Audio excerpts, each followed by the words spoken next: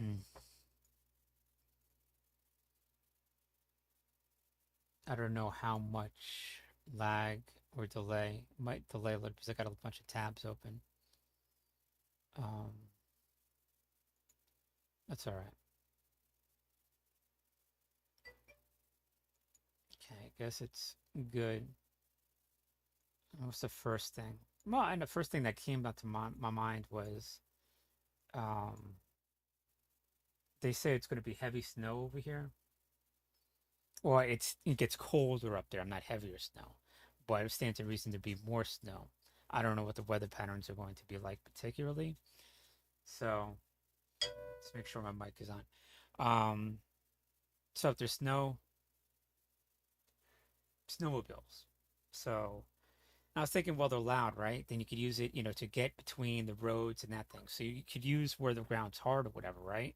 But where are you going to go where you can't really get, hard, vehicles and everything else like that in between everything. So that's how you would ferry, weapons and people back and forth and even like scouting out, so you use your snowmobile. And it's very particular, towards the winter. It's something you would do far up north all the time, but this is very seasonal. So I would definitely get snowmobiles.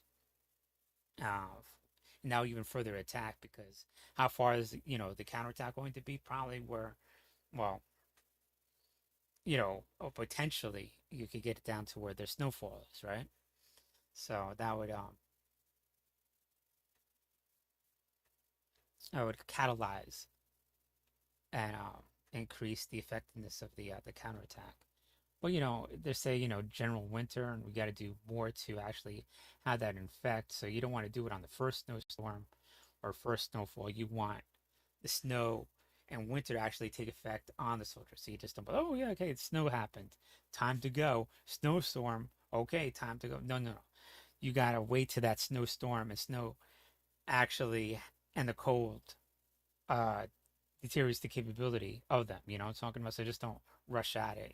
Talk about they'll be like, okay, let her. Okay, snow. Okay, time to go. That kind of thing. How like the Russians do it. It's like, okay, we got a 50-year-old plan. Let's do it. Okay, we're a little bit off. Let's. Not. You see how that's happening out. Definitely in Bakhmut, right? So let the snow come down. Hopefully, there's a storm or two, and then and then maybe on the second snowstorm, be like, okay, this you start probing them, see how to get, how this all plays out. Take your notes or whatever. That further, then you really make General Winter um, have its toll on them. I'm talking about. So you're fetting out everything, figuring out the snowmobiles and everything. And I'm not going to get into particulars. I'm just adding on what I think, and let them do their thing. I'm saying from macro level. So. I'm not like saying every little detail. I'm just saying, some of the other things. But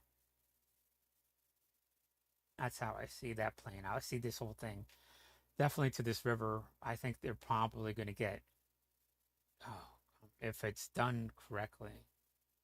Yeah, I think they could take this whole region up to the snowfall, like a good portion. I'm not saying all of it. Half to two-thirds of where the deep snow is, easily, maybe even all of it. Well, probably two-thirds of it, because it's all, you know, whatever. I don't want to say any any false accuracy, whatever. But yeah, yeah. So Liechtenstein, Lit, this Severodonetsk and Liechtenstein, did not pronounce it correctly. I definitely will be flanked. So, you kind of hold them in place at Bakhmut, and then later on at Severodonetsk, and that's like your rock, whatever, and you just flip right around it. I'm talking about. You just curve right around it. I mean, so you don't really have to do that. Yeah, it's crazy that they're just holding there, and so you don't have to push beyond Severodonetsk per se, but you just sort of come down and you just push all the way down. I mean, that's what they are doing. It's kind of obvious, but with the training accelerated over here with the population, I think since you do should wait after the snowfall and after not the initial snowstorm, you still have more time. Um, so you get the first accelerated training, and then you rotate it into a longer snow training.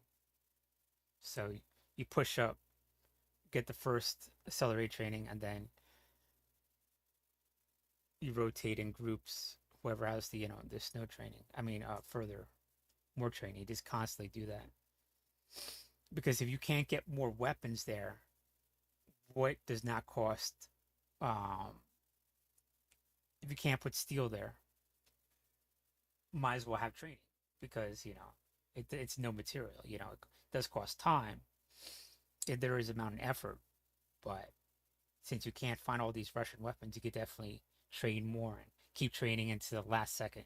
Talk about be like, okay, now this is where we're gonna start to attack or whatever. Just constantly do that. So never stop it. But yeah, I see this whole during winter, this whole thing collapsing. That's my thinking. And then over here,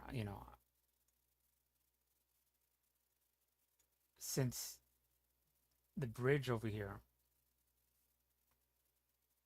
is very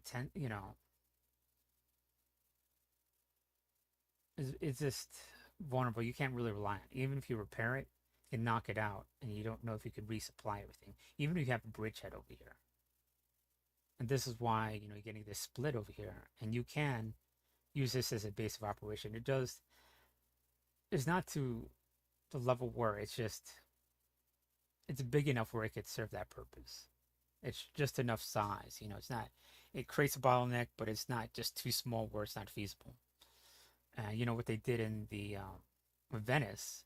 They in the Middle Ages, or even before that, they drive these wooden um, supports down, right, down to the bedrock, and so you can get some of these swampy areas. First, you put like a temporary airfield, and then you choose another swamp. You drain it, like, build these dikes. Like how Denmark, not Denmark, but Belgium. Is it Belgium? The Low Countries do it, right? Drain that swamp, build the dikes, whatever, and then you start putting those pylons down. You could get a airfield. You start landing in things nonstop, and you get these tetrapods. You know, massive amounts of these right here.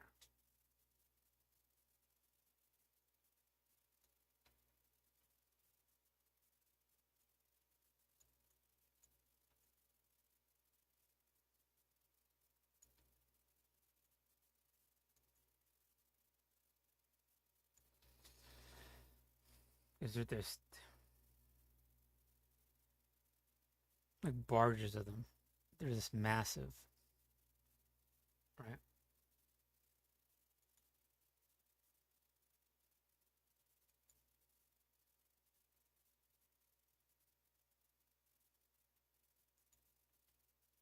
You make a harbor, and you get to start landing in stuff. So instead of going up to Kherson, you just start dropping off. You know what I'm saying? And from Odessa, wherever, and it's almost like perfect because it's a shorter distance. You know what I'm saying? And then even have an airfield here, like a land stuff, and just start even more secure. You know what I'm saying? And then all they do is just take this short trip over and just start landing it wherever it is. Then finally have an airstrip over here. So that's why I was thinking about Harriers all the time. The best aircraft to actually have in this, sometimes rapidly, sometimes very close in, and you don't really have an airfield. You just take off, do your run, come back down. Super quick. It's almost ideal, and you can just move everything forward.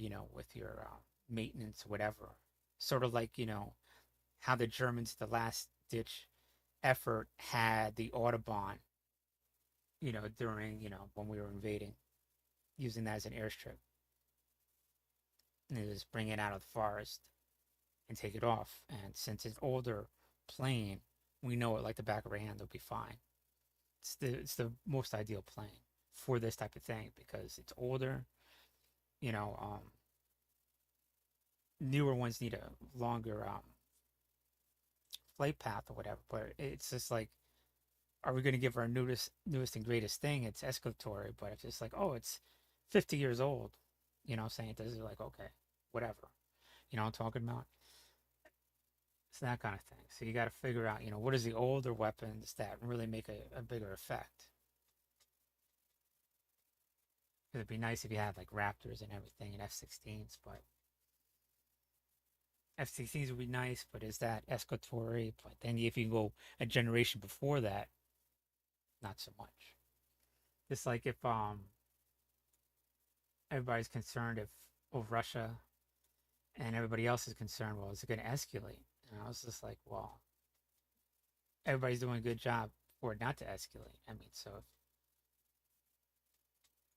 if they go into Kursk or Belgorod and invade it, probably. But if they go in and raid it like they have been doing, no. You know what I'm saying? So invasion versus a really good raids. I mean, they already been bombing it, so a raid is not. You know what I'm talking about? And now Latvia, I think, is talking about that they could attack their infrastructure, which makes sense because that's already what's happening. And we can't do it, but Ukraine can do it. So it makes sense. It all depends, you know what I'm saying? Like if they go in Transnistria, that's escalatory. Or attack, you know, Odessa, that's escalatory. But once they get all their land back, right? Ukraine, and then Ukraine moves their troops down to Georgia and takes Odessa back. But okay, now they're doing capturing and destroying even more of Russia's capability by going after external forces in Georgia, which is in sync with international international community. So you're deterring even more of Russia to come after you. Then you come back and I'm thinking then you go after Belarus because you already got all your land back. Ukraine's already, you know, Crimea and everything. Got Georgia. And that's another one because there's only one at a time, you know. That's not really escalatory. It's not escalatory at all. But if you did it all at the same time, then it's just it has this it's already being not perceived as, but I could see how like the international can be like it's just too much going on, and it's already asking for handling one thing at a time, and it's even better because now you're devoting all your resources and focus to getting back your land, and then Georgia, and taking out the flank in Belarus. Like maybe that's an actual probably special military operation. That's actually a real policing action that we had in Vietnam. You know, I'm talking about. But instead, you have a direct thing. You want to overthrow the government. You go up there, overthrow it, and you pull back down. And you let the Belarusians do their thing. You know, so you're not fighting the populace. That's the whole thing. You're not fighting the populace, and they already want to more and more every day. Belarus is, you know, wants to have a democracy, whatever. They're doing everything to stay in power. They know Russia. As soon as they go in and their military is annihilated, Russia's going to move in anyways.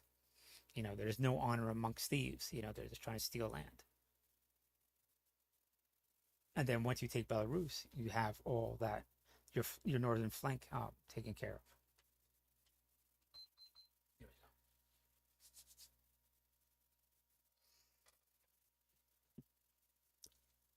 It's warm there. Kind of cold.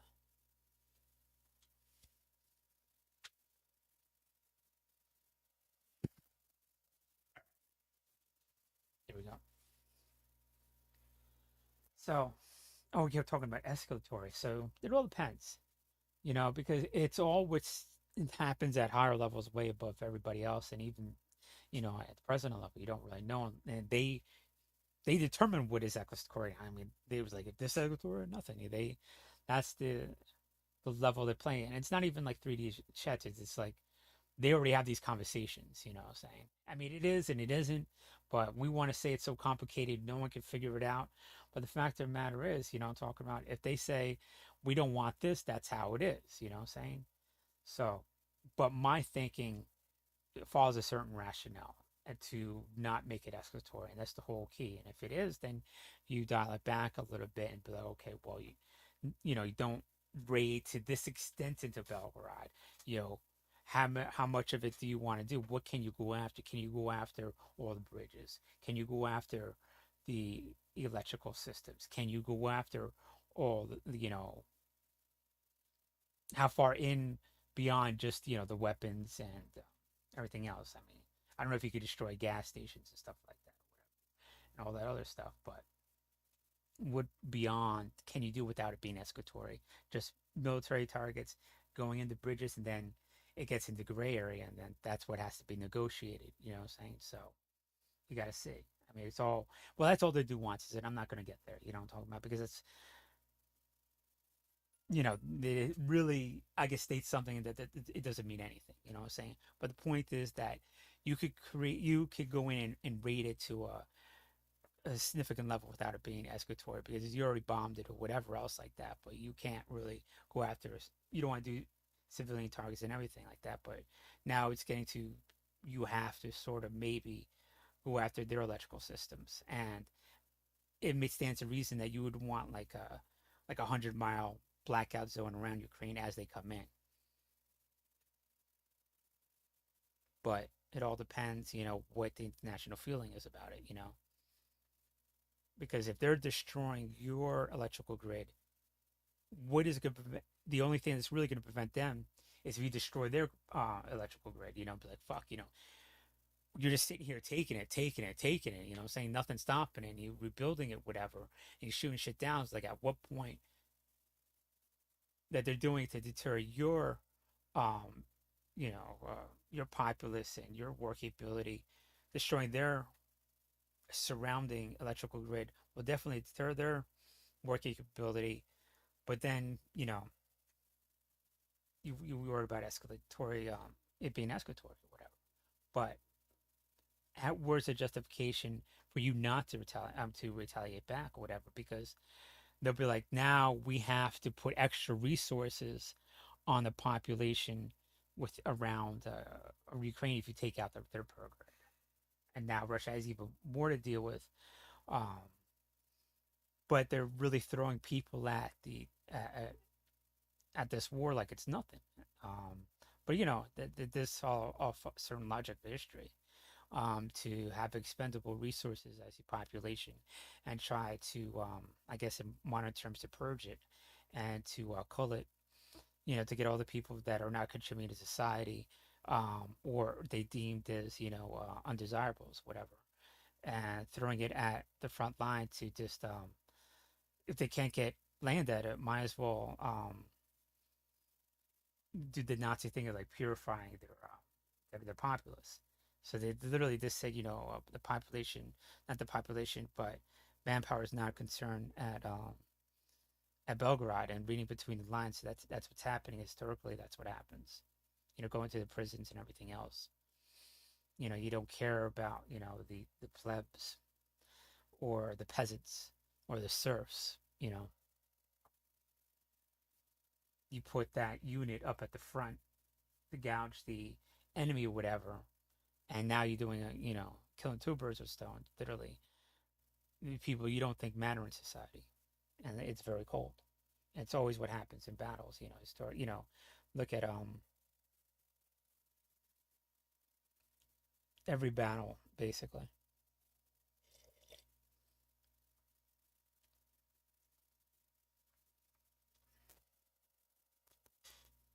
Well, not every battle, but if you look at like medieval battles beyond, what I'm saying, it's just, you always have your best troops in the rear. Your veterans, then your experienced, more experienced ones, right? And then you have your younger, faster, mobile, less experienced ones. They prove their worth. They move to the second tier, so on and so forth. And if you read between the lines, who's in the front? What kind of people? Now we see this play out in real life, and it's cool. It's scary. Okay, we want all the people from Eastern Russia all those people that are not Slavic fight the war.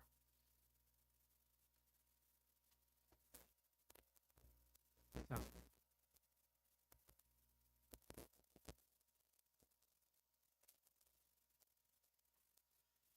so there's getting back to what it is.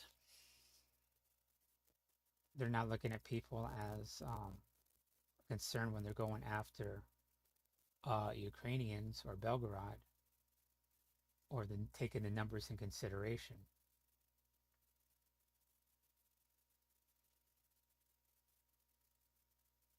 You have to definitely take that in consideration. And someone smart, way smarter than me could make it more detailed and more palatable to the American public than um, killing your own people to whatever reason it is. And in their mind, it's bettering the Russian society. And it's just a callback to the Middle Ages. It's monstrous. But you read about it, you just like, oh, that can't happen now. Ah, well, it's happening, so you just have to see it and see it for what it is,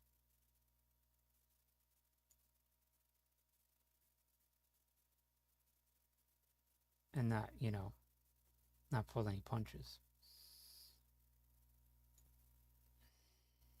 Okay. Um, and everybody's concerned about not everybody. I keep saying everybody's concerned. Maybe I'm concerned. Maybe I'm the only person concerned. But there is a concern um, that the Patriot missiles, the Ukrainians cannot learn it in time. Well, I think is just you could look at it both ways. You want to use Russian weapons, yeah, uh, and it's a little bit difficult to get all these Russian weapons left, and I have no idea where all these Russian weapons are. Africa, I don't know. You start buying it back from Africa, and how well in shape all these Russian weapons are. You know what I'm saying? So you could do that. Um, I know India has a lot of Russian weapons. I know China does. You can't really buy from China because they're sort of kind of an ally to Russia.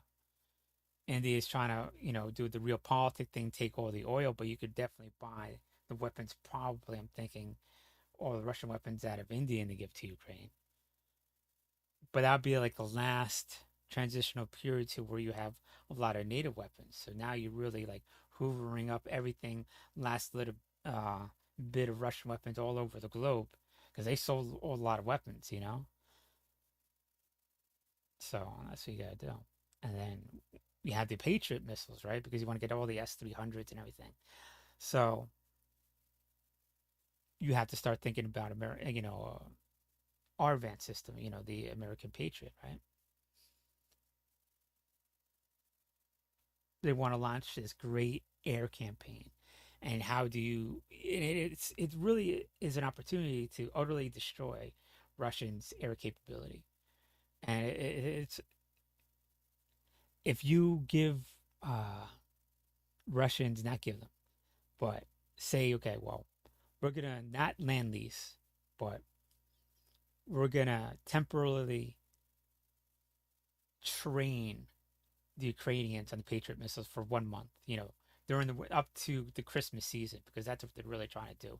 They're trying to annihilate them before Christmas, so they're really, deter and more their morale or whatever, right? So you'd be like, how long did they train them in the Patriot missiles? I don't know, whatever amount of time, 30 days, 45 days. So you fly in these Patriot missiles. I mean, fly in the Patriot missile system batteries, right? You start training the Ukrainians. So you're not giving it to them, but you're training them in theater where it does the most good. That's how you do that. You don't train them where it doesn't do any good out in UK, Spain, United States. And where is it good if you got a bunch of Ukrainians training here in Hawaii? Nothing. You train them right in Kiev. You train them right in Kherson. You know what I'm saying?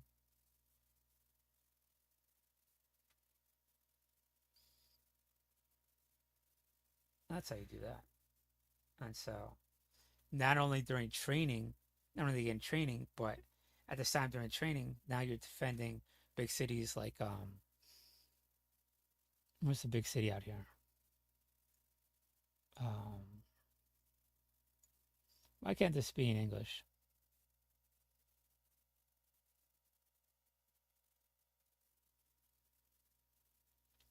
You know, those cities out there. Say I can't pronounce them. There's no way I could pronounce that.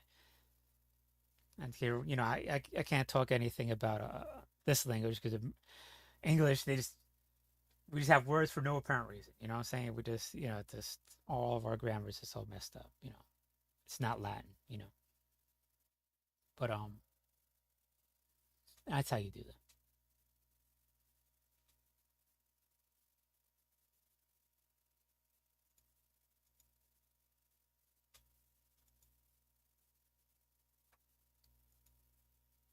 We could just look it up right here. Ukrainian map.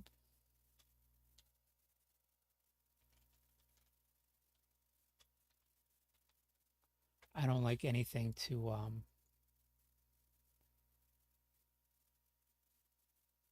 naive. So you have these patriot systems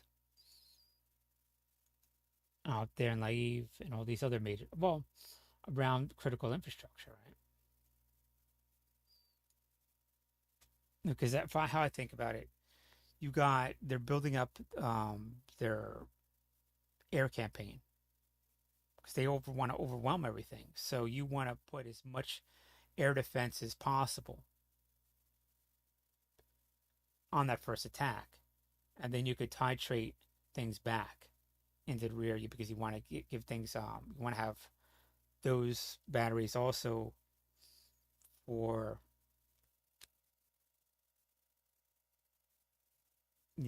Taiwan and everything. But you got to really be. I mean, yeah. So I see what the concern is, but if there's not going to, but you got to do what does the most good. I mean, you have the ability and the opportunity to take out all of Russia's air capability for a generation. I would do it. And how do you do it?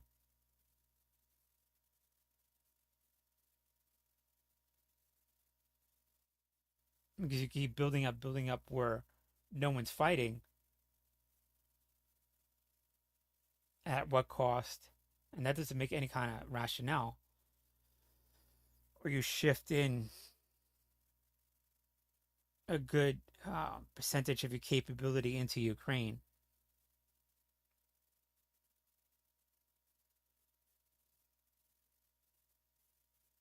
You take out their air, their air capabilities for a generation, and then you make sure that you will have that capability of moving it out to wherever it needs to be, around Taiwan, really. That's your concern. Or Latvia or something. But if it's all destroyed, then there would be less need to actually in Europe to deploy them elsewhere. So you fly in these air defense systems for the winter time because you know it's coming.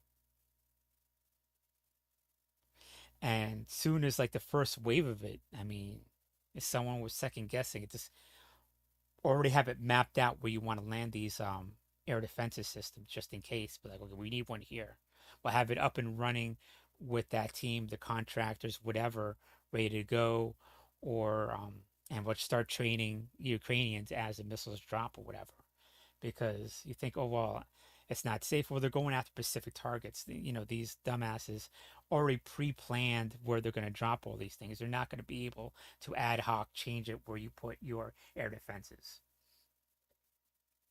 And if they did, you already had the air defenses up. It's not like they're going to shoot down the planes coming in or whatever. You know what I'm talking about?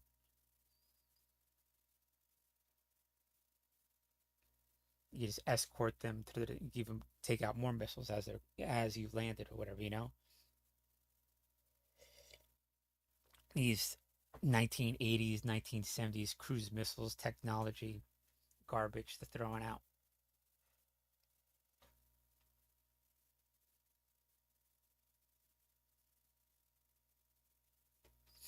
because we have a certain capability, and now we get a ramp, and we're giving it to Ukraine, right? So our capability is going down, and then gradually we're building up our capabilities and Defense Production Act, a lot of stuff which came during the COVID, which is very fucking odd for any president to even say Defense Production Act, but now we're Defense Production Act all our weapons. So you got this little, okay, giving it to Ukraine, and then as we're building more stuff, right? That curve. And we're concerned about giving more to Ukraine and we're decreasing stuff, right? But Russians' capability, you take it's up here, and we take out their stuff, boom, it just sort of collapses for a little bit. And so it gives us that little lull as we're ramping up our production, saying that's what we want to do. Have our capability basically cripple their air capability while we have even more time to build our air defenses. And I think that's the bigger goal. That's what I'm getting at.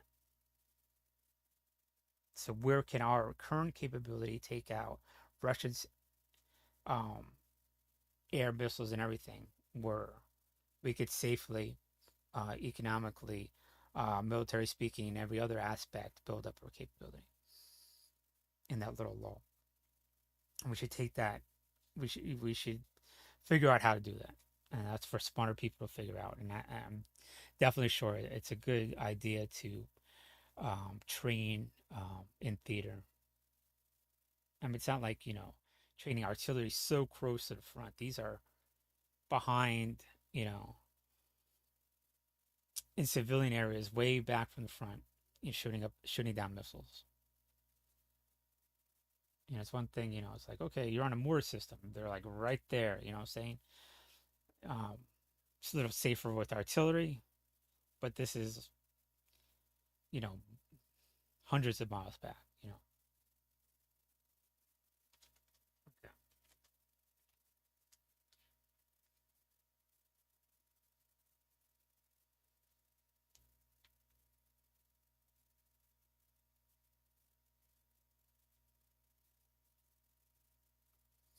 Not just, Patriots, but other air defense systems too, like the famous battle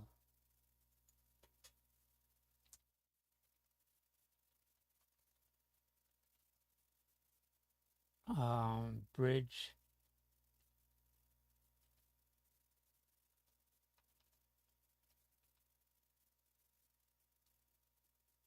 Oh my God. So I can't Remagen.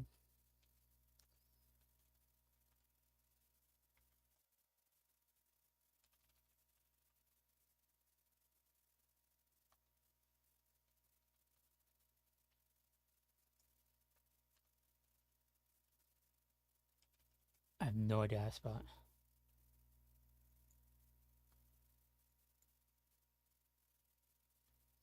Yeah.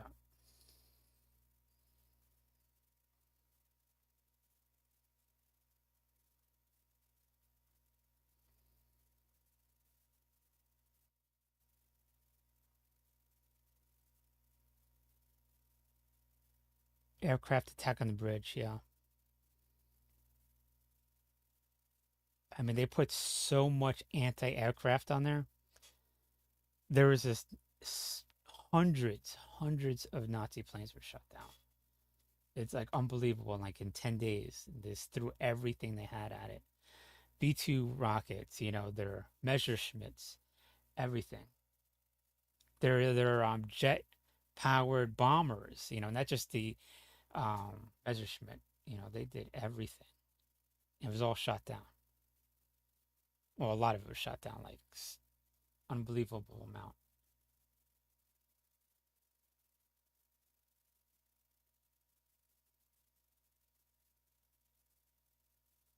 So that's the kind of like defense you want.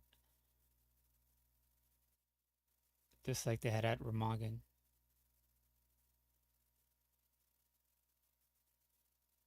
Yeah, over the next 10 days, the German High Command tried nearly every weapon at their disposal to destroy the bridge. They knew how important it was.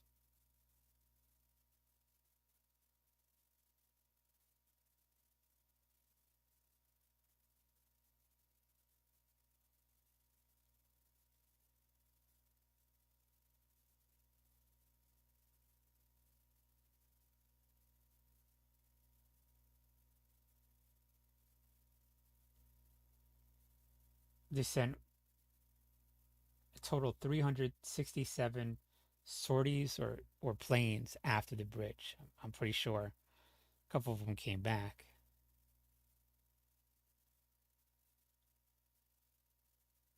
And finally, it just collapsed, you know, on day 11. So they just put everything up there.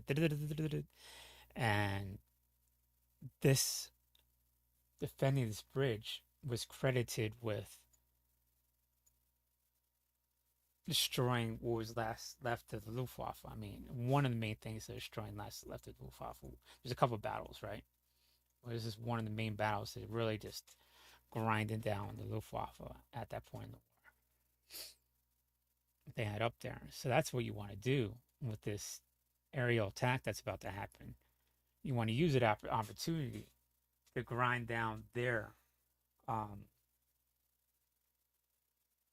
their air force. Their, what they could throw at you because it's going to take time to get more missiles and everything. So the majority of what you have needs to be done when you know they're throwing everything at you. You know what I'm saying? You want to hold back on it. You see it, you drop it. You know what I'm saying? As soon as you see it, take it out for good, especially if it's an aircraft. Um, I know with the CMOS and everything else, um, we have to figure that thing out too. Put a bigger gun on it, hook it up with AI, make them interlinked, having an array of radars, so they all talk to each other because that's on like on 60s technology and 70s technology. They can't really discern targets, so you gotta have AI and you fly by radar and be like, okay, well, that's a drone, that's a missile, that's well, this is this particular drone, this is this particular missile, oh, this is this particular aircraft of the enemy, so it knows instantly before a human can even detect because of the radar signature. That's how good you want to get it, so it instantly knows. Okay, well, that's that um, drone being shot down and won't attack it while it's being shot down. Okay, that's that plane. Um, it just shot it down, so it knows that, so it just constantly has that, and then even takes in information what's happening in battle into the AI. You know what I'm saying? We could do that. We just integrate those systems for whatever reason. So instead of like 80%, you could get it down. You get it up to like into 99 percentile if it comes into range of the CMOS, but it's only a mile, so you got to increase it to whatever 5 miles by then. You only can do that if you have instead of 20 millimeter cannon or 30 millimeter, go up to like a 50 millimeter. You know, and play around with the ammo. Is it explosive ammo? Do you want to have a kinetic ammo? Do you also want to have tracer? So rotate the ammo. You have a tracer, explosive, and kinetic. So the kinetic will be able to push artillery round.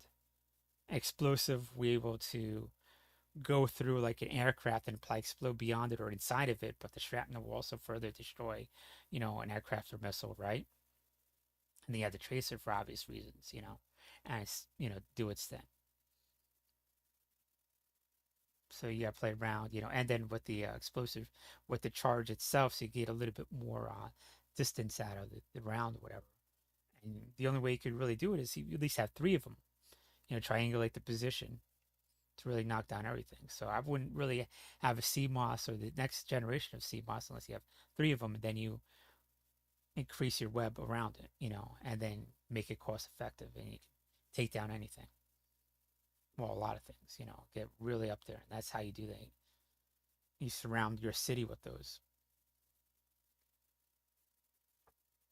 and then you have some in the center of the city,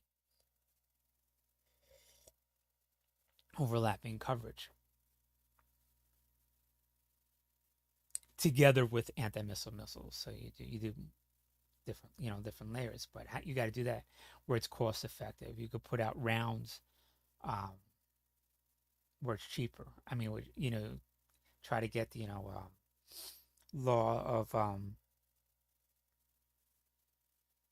law of the masses, where you just have it in mass production. Those new Avenger or Beyond Avenger um, rounds that go into CMOS, whatever it's called, and get those 50 millimeter rounds be cost effective enough. They could shoot out beyond, definitely a mile, beyond 5 miles, and so you could take down just anything that comes around it. But you need an array of radars, and they need to be advanced with AI recognition.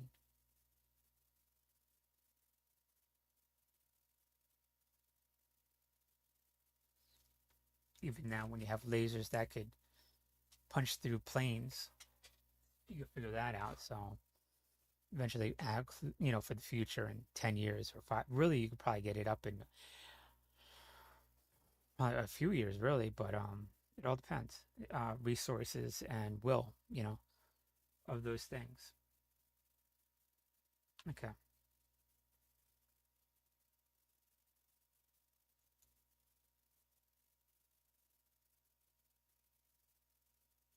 So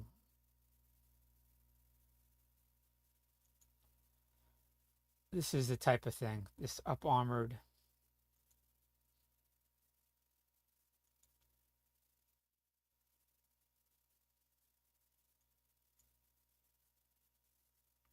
earth movers right here.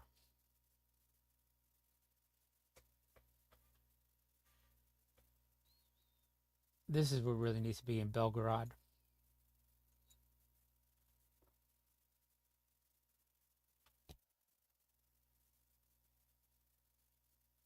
Oh, it's in development.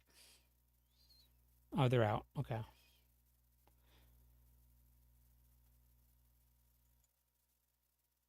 Why do you want to have those? Because they could be defensive positions and everything. Uh, what they have over there is just so World War I thing. You could build it deeper, and I was thinking, oh well, you could do all these things, but you just got a guy with the shovel doing it. It's just very, you know,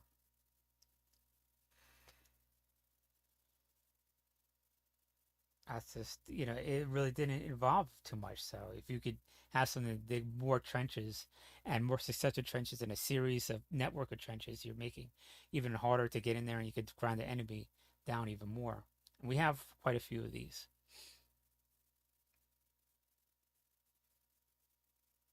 Because imagine this scenario, not that it's going to happen, whatever, right?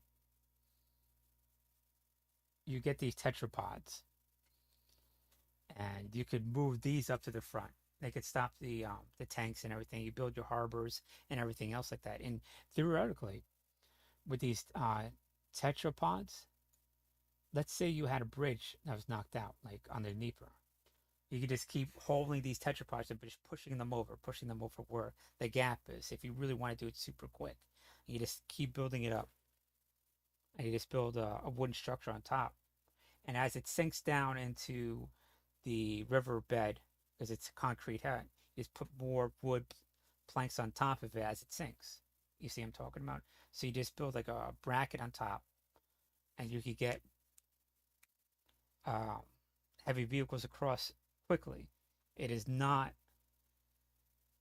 it won't be pretty, and it'd be hard to. It takes some effort to remove later on, but you could get equipment across. And the thing about it is, if an artillery round comes down and into those tetrapods, all they're doing is going into concrete, so it'll be dissipated or whatever, and just be more concrete. Just put more tetrapods on top of it. You just build another wooden structure on top of it, and all the wooden structure is just to make it flat enough so you can have vehicles go across it. So it can't really be destroyed. It'd just be moved around slightly. You just, you just knock off the different pegs of it, and you just put more tetrapods. You know what I'm saying? So this is more like a universal thing you could use. It could span bridges. It could make harbors. It could um, delay enemy vehicles. I wouldn't say stop them. It will delay them till they get something else to haul, devote a lot more time and resource to haul them away, whatever. You could sink them in, then you got to dig it out or whatever. Not these little dinky things, but these things that stand. Some of these, one of those little pylons are taller than a man, or twice the size of a man. You know what I'm saying? Some of them. So this is how big they are. You know what I'm saying? So that right there, 6 feet, 10 feet, I don't know, 8 feet.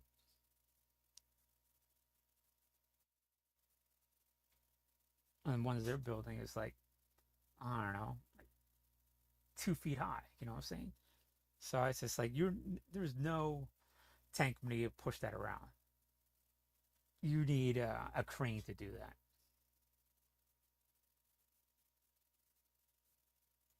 And I don't even think does anybody have an armored crane. There might be one that exists. You know what I'm saying? And the most you could do it is probably drag it away one by one. And they'll definitely slow them down. That's the kind of thing you want to have like in Belgorod instead of the those little tank things with the steel. So there's sort of I'm beginning to think maybe it's just me. They have a lot of uses since they're already built. Might as well use them. You know, they're everywhere. Use tetrapods. Definitely get a harbor. Yeah, this is how they lay them down. Yeah, one at a time, one at a time, one at a time. It's gonna take hours to make a path, and in that time, you could get your mobile defense up to that particular area.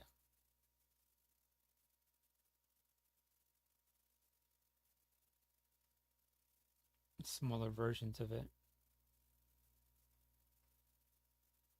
So brought it up before, but I'm thinking it has several uses. You kind of figure it because imagine you are able to just get barges and barges of these things, right?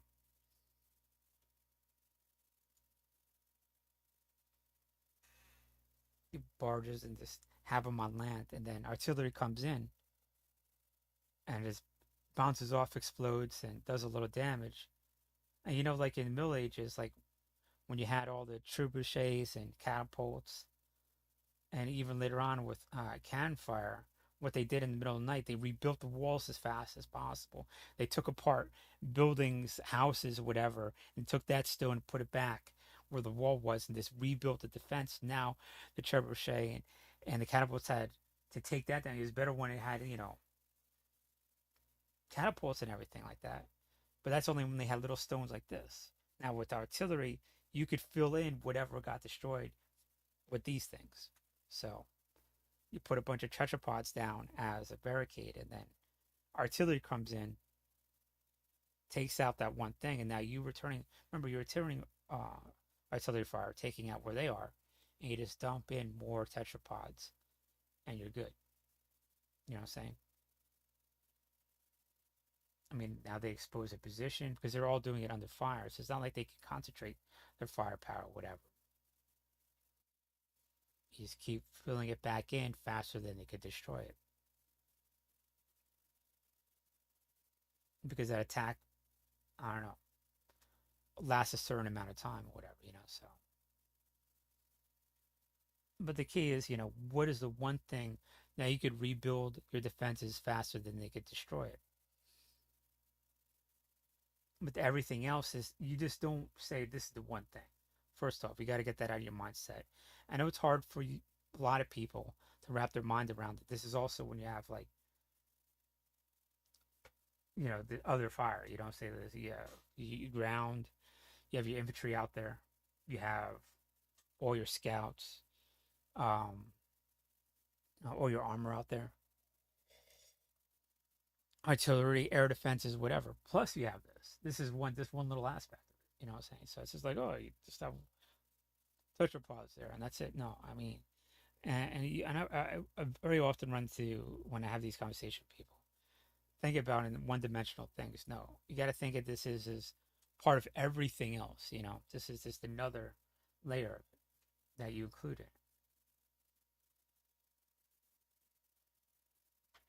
Saying now it should make more sense. How high can you build those things on, and then have the retrograde behind? Saying. So if you're in that split out there,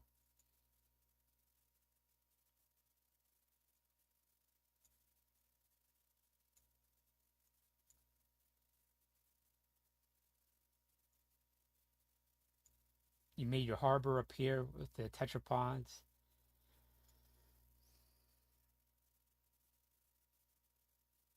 You help digging off one of these swamps, whatever, to make an airfield in here or something like that. You could block off all this, drain this, or in here. And really, this is the high point, 10 meters. Start landing in everything. Make have your defenses out here. But driving the pylons in a swamp, and you could build an airfield. And definitely have a helicopter pad or whatever, and that harbor that comes in. You just the tetrapods could also even help build a road across.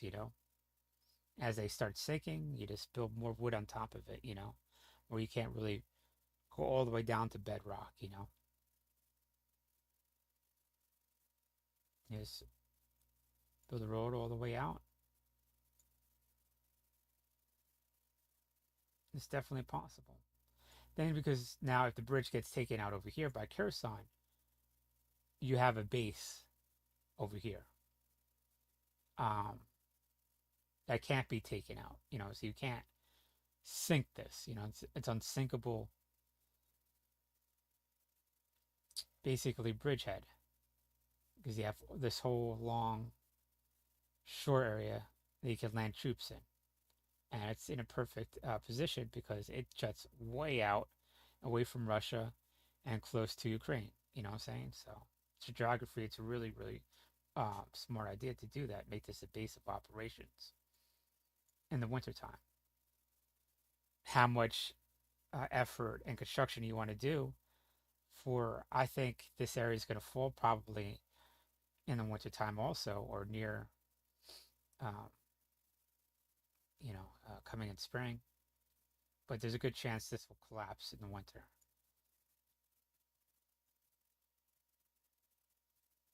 So, time and effort, how much you want to do? You want to build an airfield? Is worth it? Worst case scenario, maybe it takes longer, so might as well have some go on that pathway just in case. We have your artillery here, just that can now reach all the way into Mariupol, and so this whole corridor is effectively cut off. As long as you have eyes on over here, it's basically they can't. They already know that they're already pulling out. They can't defend over here, and they're already building up over here. There's just no way.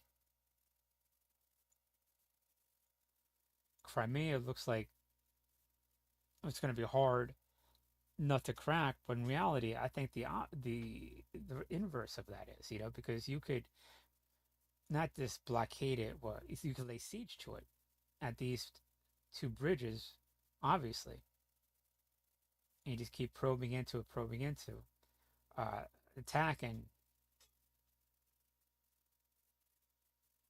How are they going to get resupplied? Because at that point, if you're laying siege to Crimea, all they have is one bridge, and that bridge is going to be taken out. Ukraine has all the advantage on Crimea. It's just politically, we look at Russia took it from them, and so we give weight to Russia and their capability, everything. But I think the opposite of that. Once we apply pressure to it, everything in there is trapped,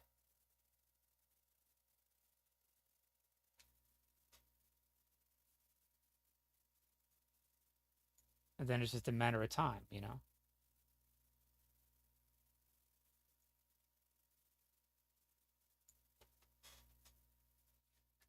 So definitely a lot of up armored earth movers. The earth movers we have, where they call it high mobility engineer excavators. Get those up there. 'Cause now it's just like I won't say you have the luxury of having all those little other stuff, but definitely need those odds and ends now too. You want to fill in all they literally fill in the gaps of everything, along with everything else, of course, yeah.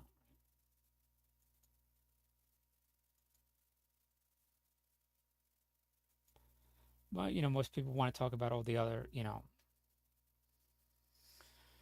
I guess whatever gets views and stuff, snipers and artillery and killing people and everything too. So you could do that, but you're really having a fine line where information you give directly helps and Russia's going to adjust to it relatively quickly. These are more macro things and having capabilities that we have that Russia does not have. We could have these earth movers. We could have these air defenses or these tactics, this training, and make General Winter help us more than them. So even they know about it, they can't really do anything about it. Just like with the war they conducted, it's just everything they do is just fucking themselves over. So they have to sell gas to for the economy, and that supplies them. That gives them money, but in reality, they're giving it to India, and India is not really their ally. They're just building them up. So indirectly, even what they're selling to India is hurting them because that's going to be a future competitor that's really geographically close to Russia. So no matter what they do, they're going basically attacking Europe. So that's directly affecting them. Even indirectly, what they're trying to do to even get money, they're building up other third world countries or whatever, growing in economies. So it's just everything Russia's doing is just basically deteriorating them to some degree, all because they made the decision to attack and kill people. And that's how it should be. You go, you're gonna be an evil, fucking sadistic bitch or whatever. It should, no matter what you do, is gonna fuck yourself over. And that's how. I don't even want to think in those terms because then your mind starts thinking about that, and you don't want to like cause pain and suffering other people. You want to try to end it as quick as possible. So let's focus on ending suffering, pain, and death than some derogatory connotation of other people.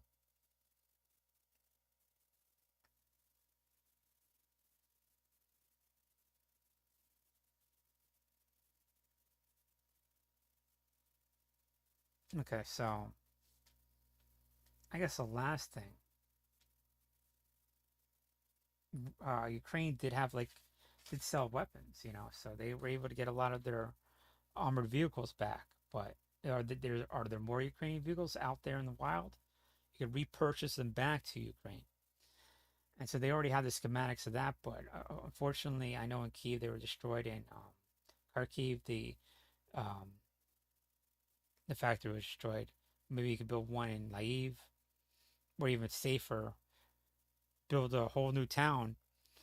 I wouldn't say military town, but an industry town back where it's safe in the mountains somewhere in Ukraine.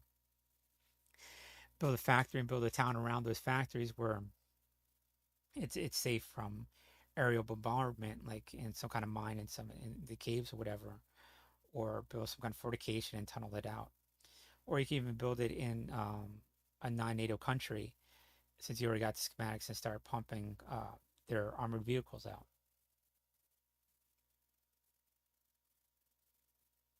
And that's probably the best thing to do. They already know it, and these things are first shot capability. All this is first shot capabilities. Everybody's like, well, you got to build a tank that could withstand this, then, that's just not reality.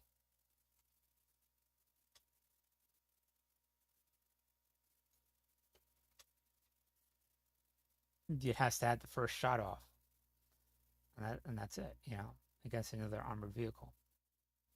So you want to focus on, and they already figured it. They had that it can come out, come, shoot back in, scoot back in, back out, and that's basically what was happening. So that's what's working.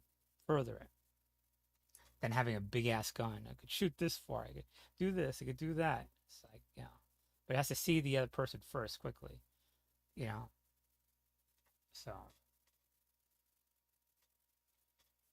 make sure they could build their armored vehicles in other countries and then have them come in.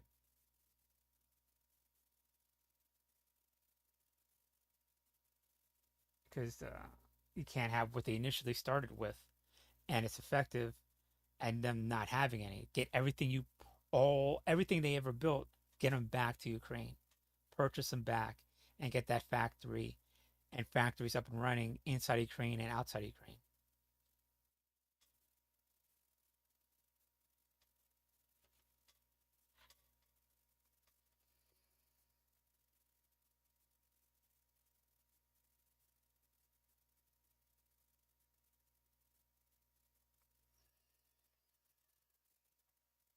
It's almost like they're trying to demoralize them before Christmas. So it stands to reason they're going to do a massive attack leading up to Christmas. And these people have no discipline. They're going to be drunk on vodka Christmas Eve. So almost all on the front. You should just be highly aggressive on Christmas. It's like your Christmas present to your country, to Ukraine, to be highly aggressive on Christmas Eve while they're drunk as hell. And in some places, you outright do an attack where will be most effective. Because you want to attack them when it's safest, and attack them when it's safest when they're drunk as fuck. And to tell you the truth, going to if you have that rationale, um, you take out their electrical grid leading up to Christmas also, and the height of winter. But once they attack one thing, you got to make sure. I don't know. You have an agreement to what level you can do that attack back. But Ukraine has to do it. We can't actually do it. But it's not like you're not going to know where their electrical grid is. It's like top secret or whatever. It's right there. They're attacking ours. Can we shoot back at theirs? So.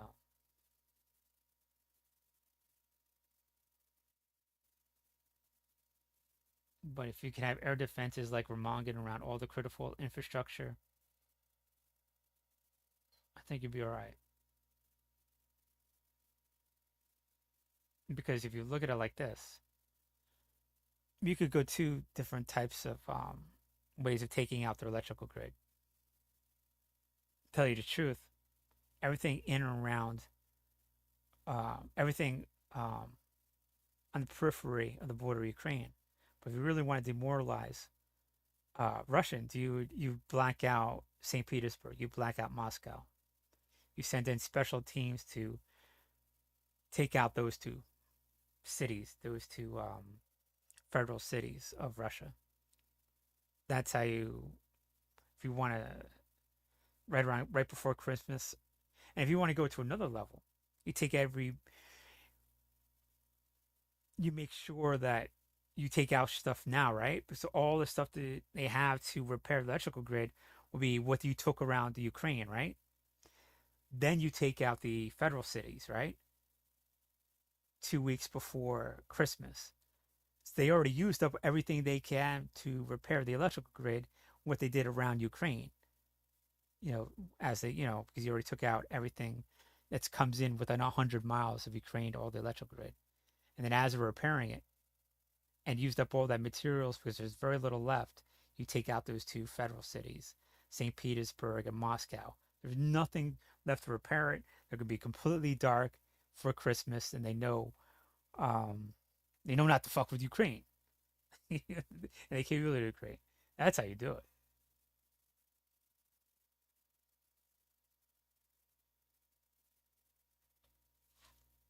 Maybe we want to go to that level. I mean, but I would stand to believe there'd be several. Unless you can't just take out one site, it'd be like a lot of sites. It'd be a very well coordinated, planned out thing, um, handled at higher levels and people that know how to do those things, whatever. Um, you would come in from. Well, I'm not even go there. I know.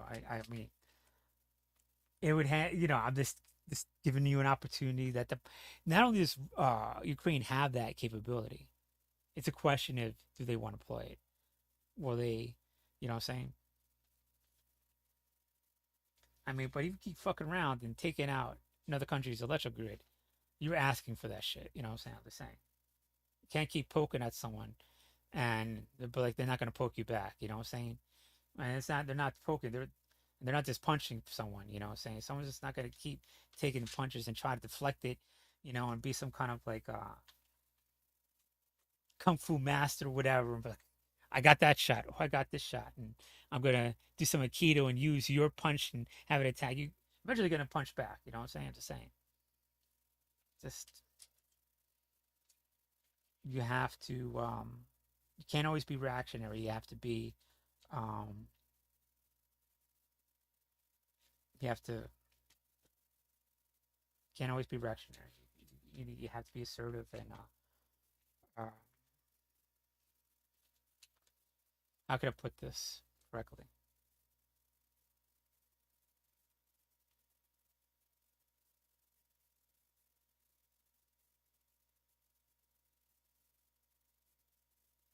Make sure you could do everything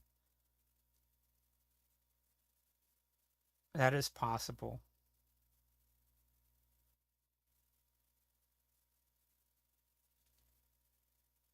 to ensure your country's safety,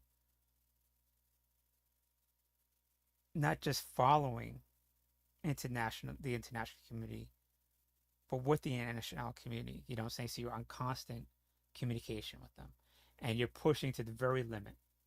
You know, everything you could do. You know what I'm saying? Just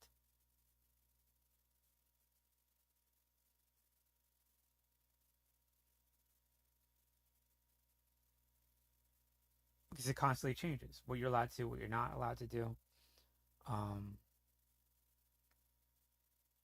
and that in itself is an art. So this conflict is some aspects it's straightforward, some aspects is not, but we're not used to this level uh, of war. This is an actual war. So I mean, it's contained to a certain extent, but it's a level we are not used to.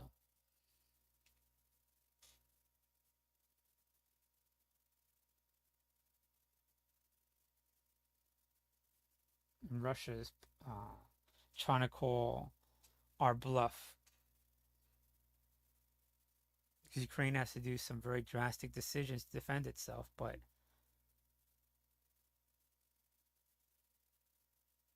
Russia just doesn't have the capability to do that.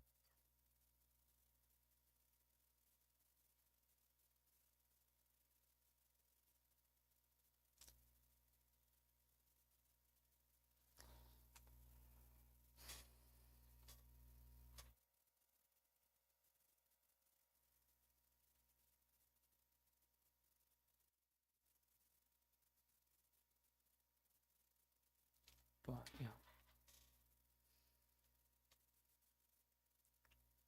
so just the big thing, I do see wherever there's heavy snowfall, if they could get in snowmobiles and employ those and be highly mobile, way more mobile than the Russians.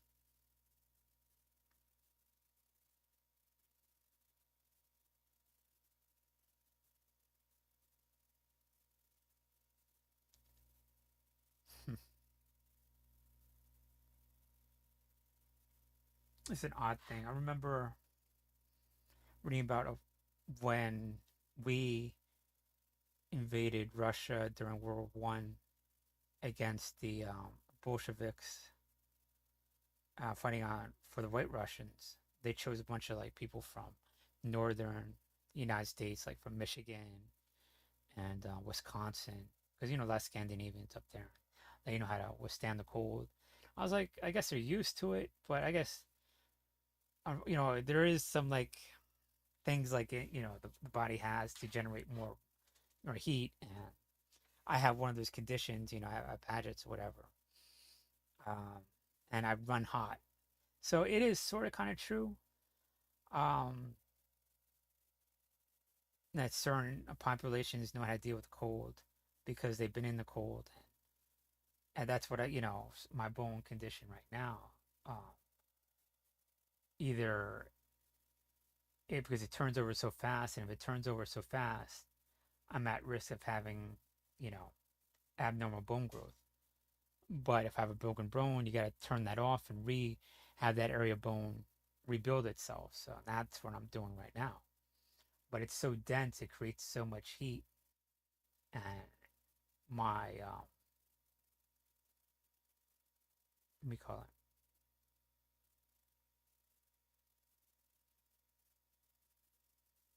my ability to ward off disease because I have a better immune system because of it is also increased. So there's give and take to it. More blood vessels, better immune system. I'm at risk of abnormal bone growth or bone deformity. But if they turn it off, my bone won't regenerate as fast or whatever. But I won't have bone, some bone abnormally, whatever. So they turn it back on. So either high metabolism, and I'm at risk of certain other things, or they lowered my metabolism. So now they're like, okay, we got to lower your metabolism, your bone metabolism, and now they got to turn it back on so it heals itself.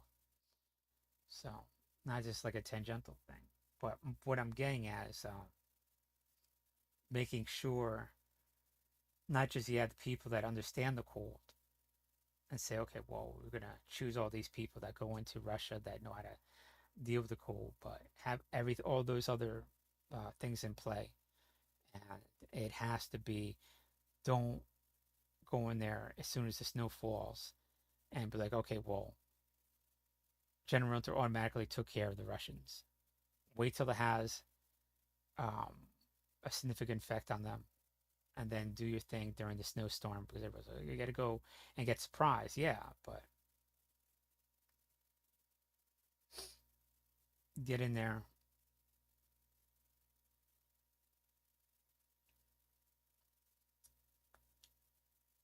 Where winter has the most effect, you'd be all right.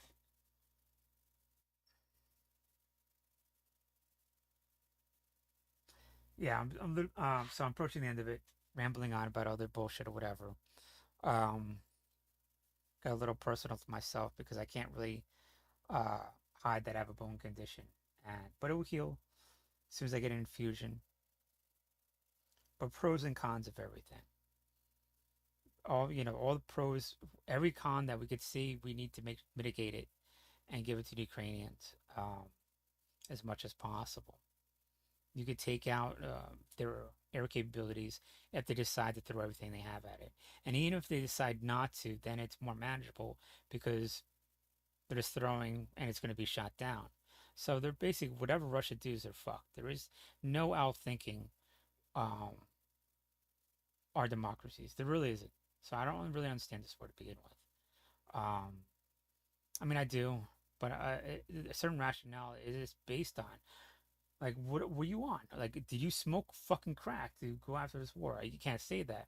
But honestly, you got to be like, oh, well, he's rational. No, you're a fucking moron. You know what I'm saying? Do you want to kill Russians? Go for it. You know what I'm saying? Do you want to destroy your country? You're doing a good job at it. You know what I'm saying? It's like, but who makes that decision? You know what I'm saying? But I'm talking in hindsight of my life experience. But when I stood my ground and fought against other people, it was just like, well, people realized those people coming after me were monsters. You know what I'm talking about? It's like, well, we can't think of other people beyond our culture being No one in my culture could be monsters. You know, I'm talking about it always had to be other people. And I was like, well, every community does, and that's what you want to deal with. People who you give out kindness and they reciprocate kindness. You know, you don't want to give out kindness and they be sadistic back. You know what I'm saying? So you can't be like, well, we'll trust Russia, and they use that time to attack us back. You know, and that's the whole idiocy of this thing. They're trying to juxtapose with pure brutality and sadistic things of taking out infrastructure with skill.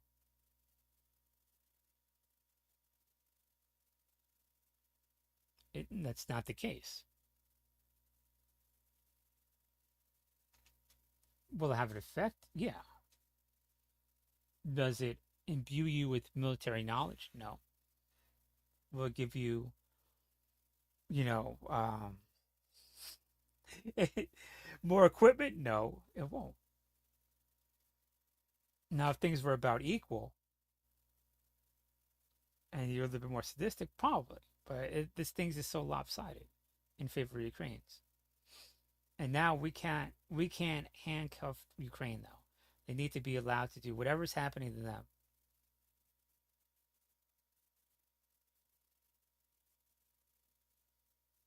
It doesn't directly kill civilians should be allowed back.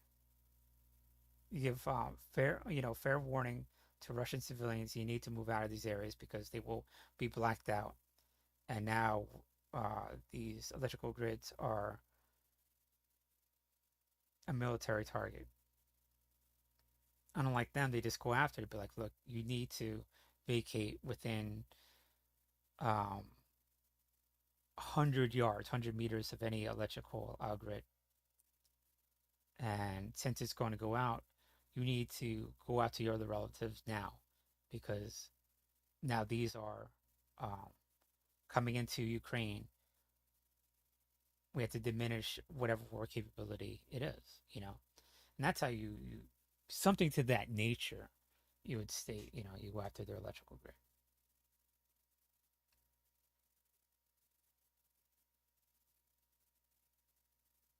You do it the right way, you know?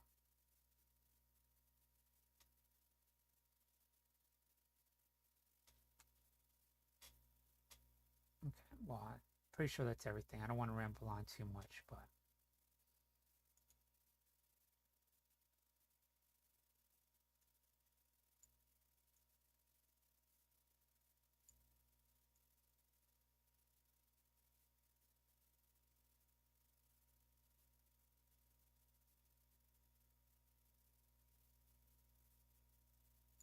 pretty sure they know it's a lost cause and pulling out in certain regions, you know.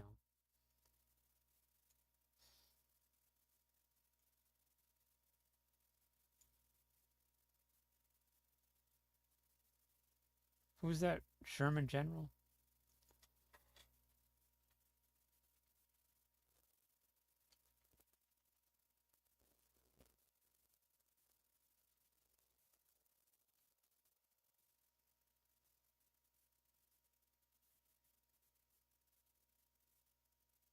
Yeah,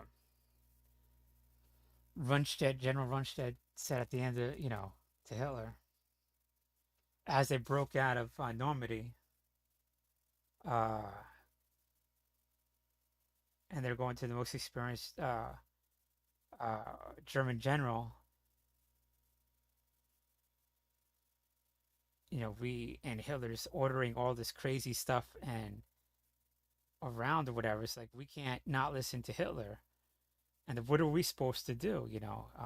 They're yelling at Rumstead, and Rumstead's yelling back, "End the motherfucking war, you fucking idiots!" And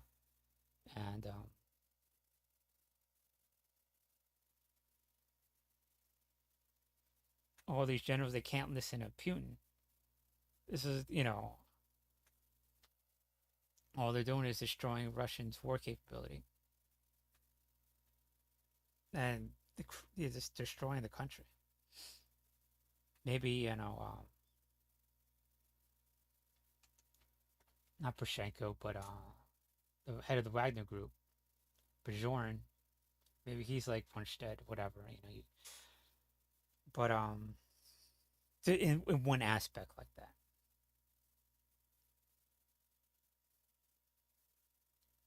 you know,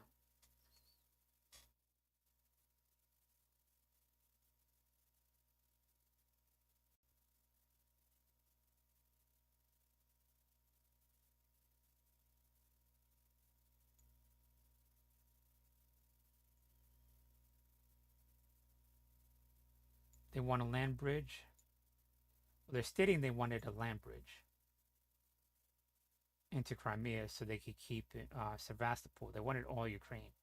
Now they're saying they just want a land bridge.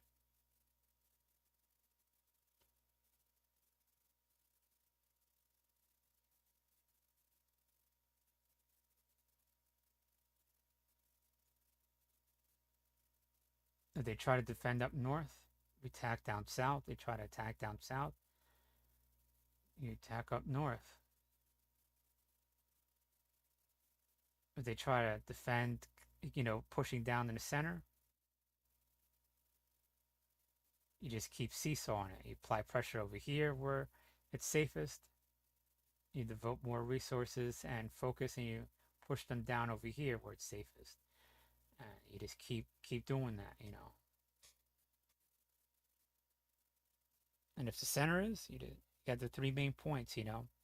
Center, north, and middle. You just keep applying pressure or whatever. And once you notice they fucked up the most, not that they're not just fucked up, they're fucking up all over, they're fucked up the most, that's when you just kick in the door and put in your reserves. But that's how most battles happen. The line gives at some point, and you just flood through the gap and you just roll them up on the sides.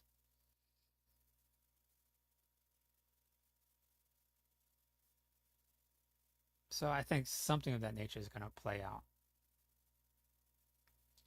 Down here it says build up of forces and getting them across.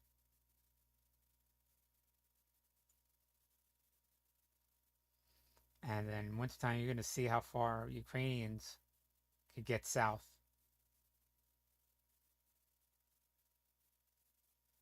Because this river is not going to be an obstacle. It's going to be all frozen. All these rivers are going to be frozen over.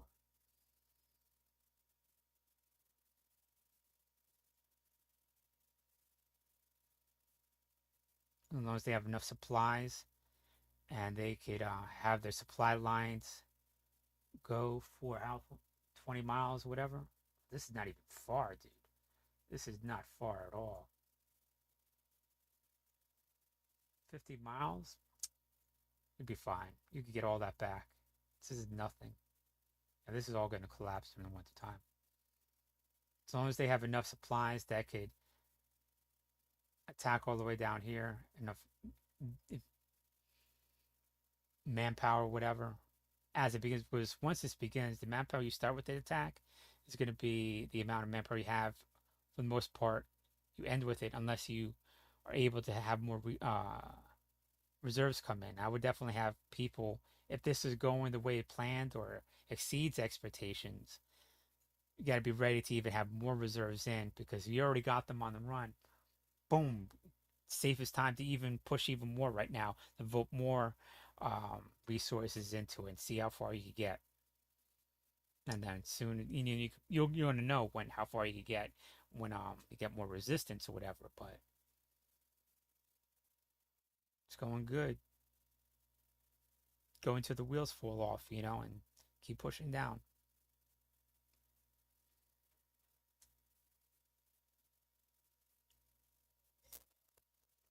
So I know, like up here, when they're starting to get all this around Kharkiv, everything is collapsing, and they had a pause or whatever because they needed more, uh, you know, reserves and everything.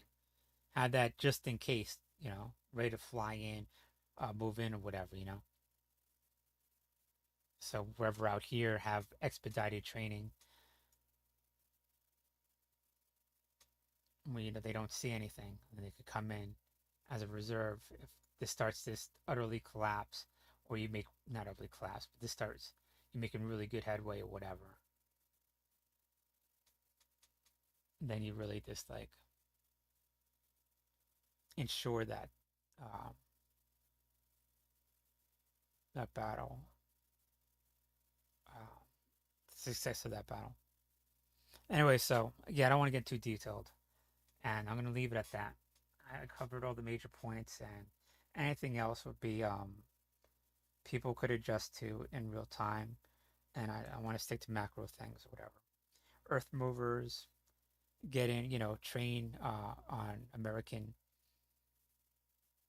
anti-missile systems in theater. It's two big things. Wait till General Montal has its effect. Snowmobiles, not just don't do anything technical. This is technically uh, General is here and it does something. Make sure that you know where they're really suffering and it's safe to attack. And get their armored vehicles built. They've been really being innovative and made it made them effective. Even put our cannon on top of it. Put our 30, 50 millimeter cannon on top of it. Okay. I think that's everything. All right, I'm out. I gotta, you know, put up my Christmas decorations and everything. I think I feel comfortable not stating what I knew, if it could do some good without me putting up all my decorations. But Slavic Ukraine, defend democracy, end the suffering as quick as possible. Uh, Merry Christmas.